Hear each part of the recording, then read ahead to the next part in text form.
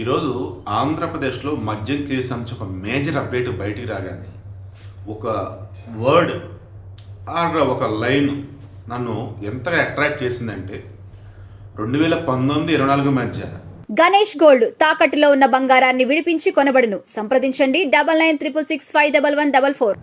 ఆంధ్రప్రదేశ్ ఉన్న ఫ్రెండ్స్ కొంతమంది చెప్తుంటే నేను ఏంటో అనుకున్నా. ఇదే ఫర్ ఎగ్జాంపుల్ టీ షర్ట్లు, చెప్పులు ఏవో మనం బయట కొంటాం, అచ్చం బ్రాండెడ్ లాగే ఉంటాయి, బట్ చిన్న కరెక్షన్ ఉండేది. అలా ఏపీలో మద్యం విషయంలో కూడా జగన్మోహన్ రెడ్డి హయాంలో అటువంటి బ్రాండ్లే ఉంది. Similar sounding brands. మ్యాషనోస్ విస్కీ, దాన్ని మాన్షన్ విస్కీ లేదా మ్యాన్షన్ హౌస్, చిన్న వర్డ్ అటు ఇటు.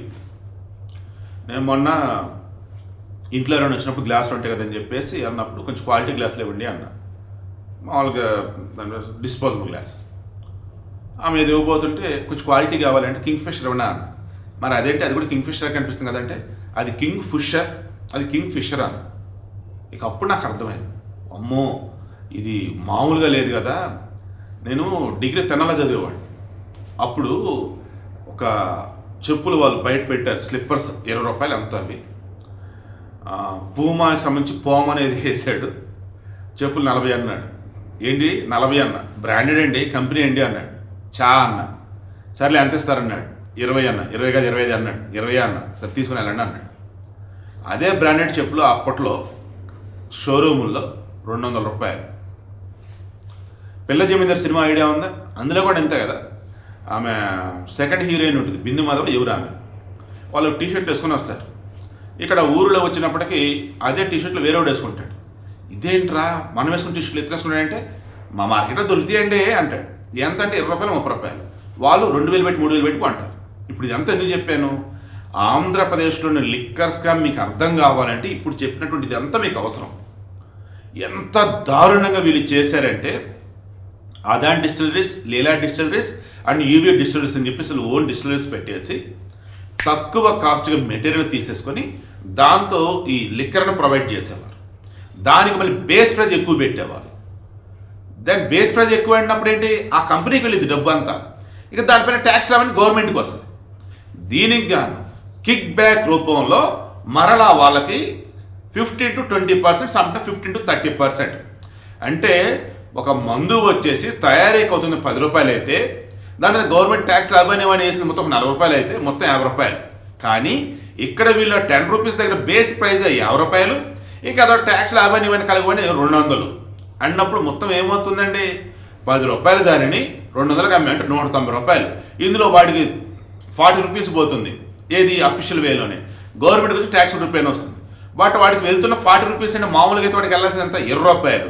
ఇప్పుడు గవర్నమెంట్ ఏం చేసింది, వాడికి 40 రూపాయలు ఇచ్చింది బేస్ ప్రైస్. అంటే వాడికి డబుల్ వచ్చేసింది. ఇప్పుడు ఆ డబుల్లో వీళ్ళు కిక్ బ్యాక్ రూపంలో ఏం చేయాలా, ఎవరైతే వీరికి సపోర్ట్ ఉన్నారో, ఎవరైతే మధ్యలో ఉండి మొత్తం ఇది చేస్తున్నారు హెల్ప్, వారికి డబ్బులు వెళ్ళిపోవాలి. ఇది కూడా ఎలా వెళ్తాయి కిక్ బ్యాక్ రూపంలో అన్నప్పుడు, హవాలా కంపెనీలు కొన్ని, తర్వాత అక్కడ ఏమీ ఉండవు బట్ కంపెనీలు క్రియేట్ చేసి ఇన్వాయిస్ క్రియేట్ చేసేసి అన్ని పెట్టేసి దాన్ని వైట్ రూపంలో మార్చుకుంటారు. ఈ వచ్చిన దానిని రియల్ ఎస్టేట్, బంగారం అండ్ సమ్ టైమ్స్ ఇందా చెప్పినట్టుగా సూట్ కేస్ కంపెనీలకి డైవర్ట్ చేయటం. ఇలా ఈరోజు వచ్చేసి రాజ్ కేసిరెడ్డి, తర్వాత వచ్చేసి చాణక్య, తర్వాత వచ్చి వాసుదేవ్ రెడ్డి, ఓన్లీ వీళ్ళకి సంబంధించిన లెక్కలు తీస్తేనే అప్రాక్సిమేట్లీ 1,048 కోట్లు దాదాపు ఇక్కడ వాళ్ళ దగ్గర కనిపిస్తున్నాయి. తీరా చూస్తే ఇప్పుడు దొరికింది ఎంతంటే 448 కోట్లు మాత్రం దొరికి వాటి సీజ్ చేశారు. ఇందులో ఫిక్స్డ్ అసెట్స్ అనేటువంటి ఇల్లు, ల్యాండ్స్, తర్వాత బంగారం, తర్వాత వచ్చేసి ఇంకొన్ని చోట్ల వచ్చేసి వీళ్ళు వేరే వాటిలో షేర్స్ రూపంలో కొన్ని పెట్టున్నారనమాట. అసలు వీళ్ళు ఎంతగా తెలివి ఇదైపోయినారంటే, జగన్మోహన్ రెడ్డి, సదర్ రామకృష్ణ రెడ్డి పదే చెప్పింది ఇదే. ఇప్పుడు వాళ్ళు మాకు సప్లై చేశారు, గవర్నమెంట్ నుంచి వాళ్ళకి డబ్బులు వెళ్ళిపోయాయి, ఇంక వీళ్ళు స్కామ్ ఎక్కడ అన్నాడు. అంతే. స్కామ్ ఎక్కడంటే వీళ్ళు మార్కెట్లో ఉన్నటువంటి వారికి సంబంధించి వాళ్ళు ఇదిగో మేము సప్లై చేస్తున్నట్టు ఆగాగు నువ్వు ఆగు అని వారిని ఆపి, ఏంటి మరి మాకు 30% ఇవ్వాలి, ఏంటి మరి మాకు 20 కావాలి అరే మేమెందుకు ఇస్తారా బాబు, మేము మార్కెట్లో వెల్ ఎస్టాబ్లిష్ మేము ఎందుకు ఇస్తాం. అవునా, సరే పక్క జరుగు. అదేంటంటే గతంలో మొత్తం ఆటోమేటెడ్ ఉండేది. ఇదిగో ఏపీకి సంబంధించి సప్లై చేస్తాం మందు అన్నప్పుడు ఒకళ్ళు అప్లై చేస్తారు అనుకుందాం. ఓకే అని చెప్పేసి వీళ్ళు ఒక ఆర్డర్ పెట్టారు, ఆర్డర్ వచ్చింది, అమ్ముడు పోతుంది. దెన్ అప్పుడు ఇంకా వీళ్ళు బల్క్ ఆర్డర్ ఇస్తారు, వచ్చింది, అమ్ముడు పోతుంది. లైక్ వచ్చింది, అమ్ముడు పోతుంది, దాని తగ్గట్టుగా డబ్బులు అవుతుంది, వస్తుంది, ట్యాక్సులు. ఇప్పుడు ఏం చేశారు వీళ్ళు, ఏ బ్రాండ్ పెడితే ఆ బ్రాండ్ కాదు, ఎవరైతే వీళ్ళకి డబ్బులు ఇస్తారో ఎక్స్ట్రా వాళ్ళకి మాత్రమే ఆర్డర్లు పెడతారు. ఏ రకంగా, ఆటోమేటెడ్ సిస్టమ్ కాదు, మాన్యువల్గా. ఆంధ్రప్రదేశ్ స్టేట్ బ్యూరేష్ కార్పొరేషన్ లిమిటెడ్ ఉంది కదా, దాని త్రూ ఆర్డర్లు పెట్టి వచ్చినటువంటి దానికి సంబంధించేసి బిల్లులు చెల్లించారు. ఒకవేళ ఎవరన్నా కానీ మరొకవేళ కమిషన్ల మధ్యలో ఇవ్వకపోతే బిల్లులు ఆపారు. అండ్ నెక్స్ట్ ఆర్డర్ పెట్టినప్పుడు ఆర్డర్ తగ్గించేశారు. ఇలా ఊరు దేవుడా, అసలు చిన్న పిల్లవాడికి కూడా అర్థమైంది అనమాట అసలు ఏం జరిగింది అంటే చెప్తే. బట్ ఎవరికి అర్థం కాదనమాట. ఎందుకు, అంత లీగల్గా ఉంది కదా అని అనుకుంటాం. ఇప్పుడు మొత్తం బయటపెట్టింది, ఎన్ఫోర్స్మెంట్ డైరెక్టరేట్ బయటపెట్టింది. ఎలా, ఈ లిక్కర్ స్కామ్లో కీలకమైన రాజ్ కేసు రెడ్డి, వాసుదేవ్ రెడ్డి, చాణక్య ఆస్తులు సీజ్ చేయడం ద్వారా ఇక ఇప్పుడు వీళ్ళపైన కింగ్ పిన్ ఎవరు, ఎందుకంటే మొత్తం 4,000 కోట్ల రూపాయలు ప్రభుత్వానికి లాసు. అందులో 3,000 కోట్లు వర్త్ వచ్చేసే ఈ మధ్యలో ఉన్న వాళ్ళు నొక్కేసింది. ఈ 1,000 కోట్లు వచ్చేసి ఇలా ముగ్గురు దగ్గర అన్నట్టు. ఇందులో మరల ఇంకోటి ఇష్టం ఉంది, లాజిస్టిక్స్ అనమాట, అంటే సప్లై. ఈ సప్లైల మరల sigma logistics chain, supply chain something like that, అలా ట్రాన్స్పోర్ట్. వారికి కూడా గతంలో వచ్చేసి జిల్లా కలెక్టర్ ఆధ్వర్యంలో నడిచేదన్నమాట ఇదంతా. అప్పుడు వచ్చేసి కేసుకి 12 రూపాయలు 15 రూపాయలు ఎంతో ఉండే, దానిని ఇప్పుడు 35-40 చేసేసి మొత్తం అది స్టేట్ గవర్నమెంట్కి సంబంధించి అన్నట్టు ఈ బేవరేజ్ కార్పొరేషన్ నుంచి వాళ్ళకి ఇచ్చున్నారు. ఇక వాళ్ళు ఏం చేస్తున్నారు, వాళ్ళకి కావలసిన వాళ్ళకి ట్రాన్స్పోర్ట్ ఇచ్చేస్తున్నారు. దీని మొత్తంలో చక్రం చెప్పింది మనకు వచ్చిన అప్డేట్, కారుమూరి నాగేశ్వర వాళ్ళ కొడుకు, కారుమూరి సునీల ఎవరు అతను దీనికి కానీ మరల ఈ లాజిస్టిక్స్ మధ్యలో ఒక అతను ఎవరో తీసుకున్నారు. అతను ఈ కారుమూరి ఫ్యామిలీకి 9 కోట్లు 7 కోట్లు లంచం ఇచ్చాడని చెప్పేసి మనకు వార్త వచ్చింది. అది కూడా మనకు ఆవేశ వీడియోలో ఇచ్చున్నాం. తర్వాత జిల్లాల వారీగా మరలా ఎవరైతే ట్రాన్స్పోర్ట్ హ్యాండ్ ఓవర్ చేసుకుంటారో వాళ్ళకి కూడా కమిషన్లు వస్తాయి.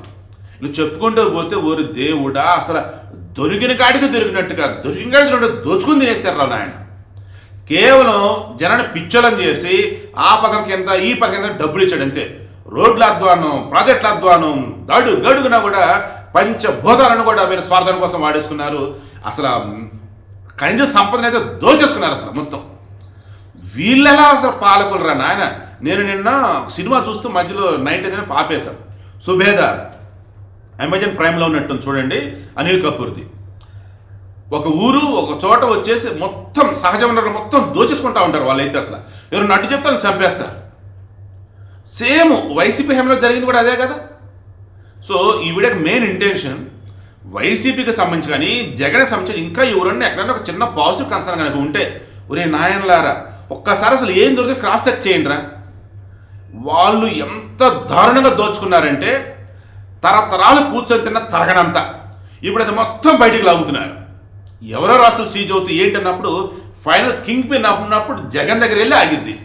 మొన్న ఆల్రెడీ విజయసాయి రెడ్డి సార్ చెప్పించారు, జగన్కి అసలు దీని గురించి ఏం తెలియదు అని. ఎవరన్నా అడిగారా? మరి ఎందుకు చెప్పాడంటే ఖచ్చితంగా జగన్కి సంబంధం ఉంది. ఫైనల్గా ఈడీ కానీ సిట్ కానీ మొత్తం జగన్కి సంబంధించిన ఆస్తులు ఈ మధ్యకి సంబంధించి ఏదైనా ఉంటే వాటిని జప్తు చేసిన రోజే నిజంగా న్యాయం జరిగినట్టు, రాష్ట్ర ప్రభుత్వానికి మేలు జరిగినట్టు.